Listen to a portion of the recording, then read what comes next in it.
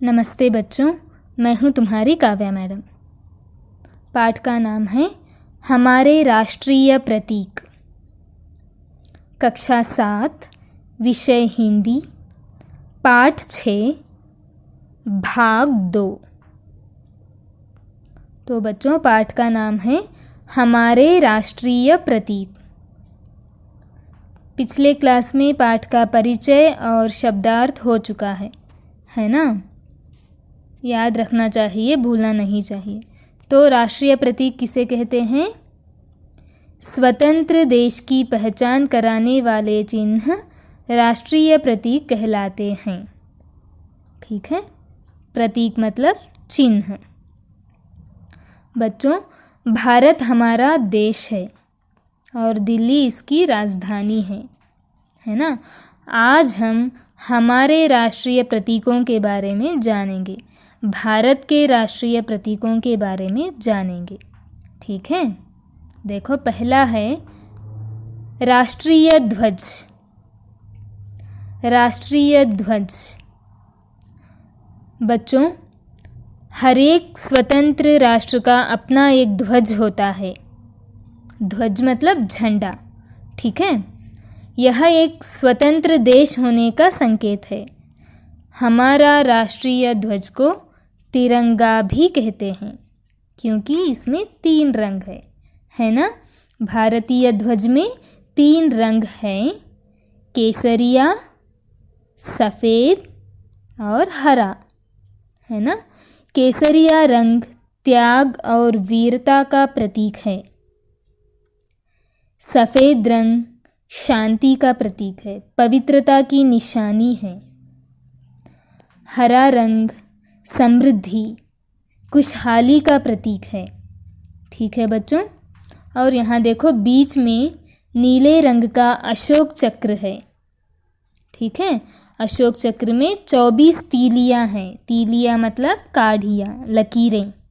ठीक है, इसमें 24 तीलियाँ हैं। बच्चों, तिरंगा ध्वज देश की आन और शान का प्रतीक है। आन मतलब गौरव, शान मतलब वैभव। ठीक है, तिरंगा ध्वज देश की आन और शान का प्रतीक है। ठीक है बच्चों, भारतीय ध्वज में कितने रंग है? 3 रंग है। ठीक है, और अशोक चक्र में कितने तीलियां हैं? 24, है ना? इसमें 24 तीलियां हैं। तीलियां मतलब काढ़ियाँ।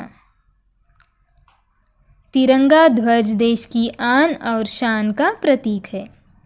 ठीक है बच्चों, याद रहे, राष्ट्रीय ध्वज को शैक्षिक संस्थानों, विद्यालयों, महाविद्यालयों, खेल परिसरों और स्काउट शिविरों आदि में ध्वज को सम्मान की प्रेरणा देने के लिए फहराया जा सकता है। ठीक है, और किसी अन्य ध्वज को राष्ट्रीय ध्वज से ऊंचे स्थान पर लगाया नहीं जा सकता है। ठीक है बच्चों, गुड।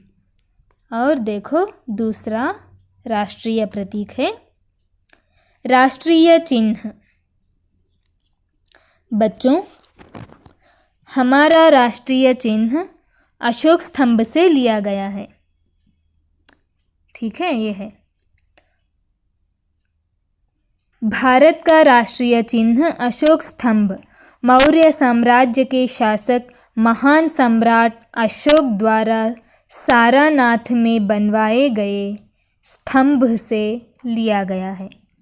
ठीक है, हमारा राष्ट्रीय चिन्ह अशोक स्तंभ से लिया गया है। यह 4 मुखों वाला सिंह है। ठीक है बच्चों, 3 दिखाई दे रहे हैं, एक और सिंह पीछे है। ठीक है, यह 4 मुखों वाला सिंह है। बीच में धर्म चक्र है। बीच में धर्म चक्र है। चक्र की एक ओर सांड है और दूसरी ओर घोड़े का चित्र है ना? और नीचे देखो, हिंदी में लिखा हुआ है कि सत्यमेव जयते, मतलब हमेशा सच्चाई की जीत होती है, सत्य की ही जीत होती है। ठीक है बच्चों, स्तंभ मतलब खंभा। यह 4 मुखों वाला सिंह है, ठीक है। और सत्यमेव जयते, इसका मतलब है सत्य की जीत होती है। तो बच्चों, एक दृष्टि में अगर देखना चाहे तो आज हम राष्ट्रीय ध्वज और राष्ट्रीय चिन्ह के बारे में जान चुके हैं, है ना। तो अभी प्रश्न का समय है। प्रश्न पूछूं? Very good. तो देखो प्रश्न, इन प्रश्नों के उत्तर लिखो। भारतीय ध्वज में कितने रंग हैं? अशोक चक्र में कितने तीलियां हैं?